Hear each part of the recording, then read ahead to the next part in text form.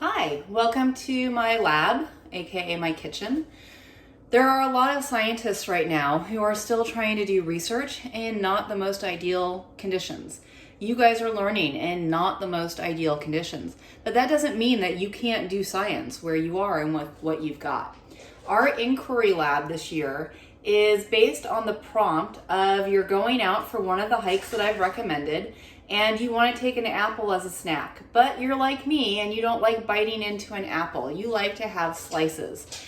But you also know that when you get an hour into your hike, those apple slices are now all brown, and no one likes to eat a brown, soggy apple. So you start thinking and you start going through the scientific method. The first one that you have to do with the scientific method is come up with a question. How can I keep the apple slices from turning brown on my walk? I still want to eat them, so they still have to be good, but I don't want them brown. Then you start doing some research. You can go to Sorry, I have a dog that just came in to say hi. Same thing, with all the other scientists in the world that are trying to work from home. Sometimes your animals have to come say hi. At some point, I'll introduce you to Zion. So now you're going to start doing some research. So you're going to watch the video on why apples turn brown that's in the inquiry lab.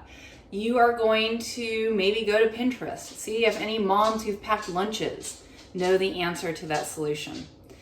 Then you're going to think about what do you have around your house that you can test to see how to prevent your apple from turning brown. You're going to need apple slices, and so what you need to do is get your apple and get a tool, a knife. If you are not comfortable using a big knife like this, that's all right. You can get a kitchen knife. So I can cut my apple just as easily with just a knife that I would have to cut my steak or my chicken at my plate. Don't feel like you have to get out the big guns.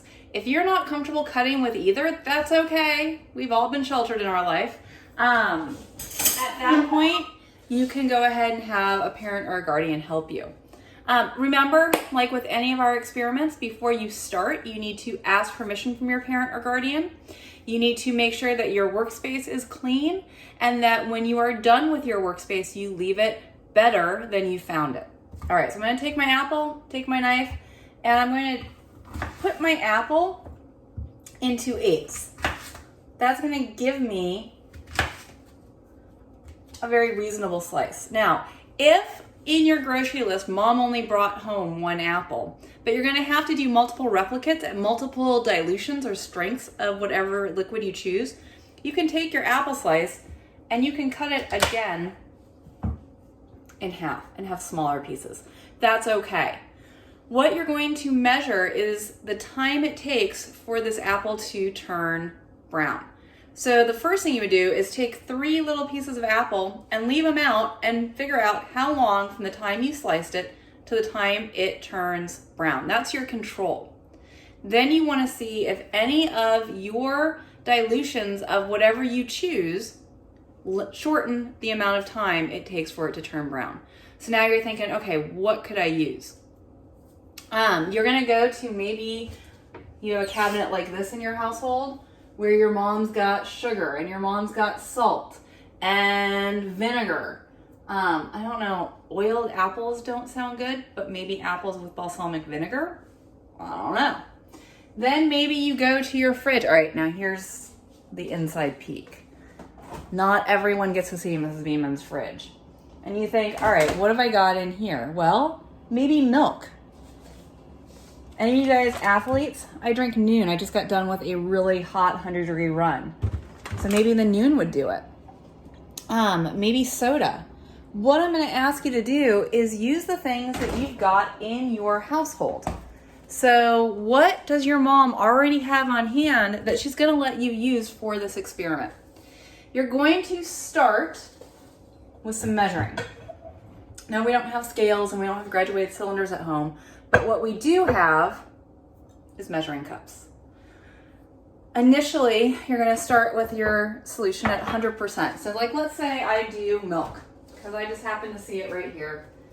I'm not going to use my daughter's lactose-free milk. Ooh, I had an idea. Instead of milk, you know what I just saw next to it?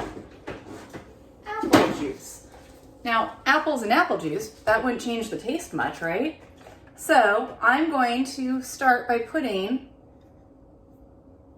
half a cup of apple juice into my graduated cylinder, AKA my measuring cup. Then I'm going to put my apple slices in for 2 minutes. Let's pretend 2 minutes have gone by. I pull out my apple slice. I get a piece of paper towel, pat my apple slice dry, and then I record how long until this apple slice goes brown. Okay, now I want to dilute it. So this is 100%. It's 100% apple juice. Let's say I want to make 75% apple juice. Well, if I have half a cup, if I add a quarter cup of water, this has now been diluted down to 75% apple juice, 25% water. So let's see, I'm gonna come over here. I don't wanna make anyone sick, but I've got my sink. And I'm going to go up to 3/4 of a cup. This is now diluted. Soak my apple slices in, record how long it takes. Now I wanna go to 50%. Well, if I started out with half a cup of apple juice, to make it 50% strength, I want now the measurement, total measurement in here to be 100%. So I go to 1 full cup.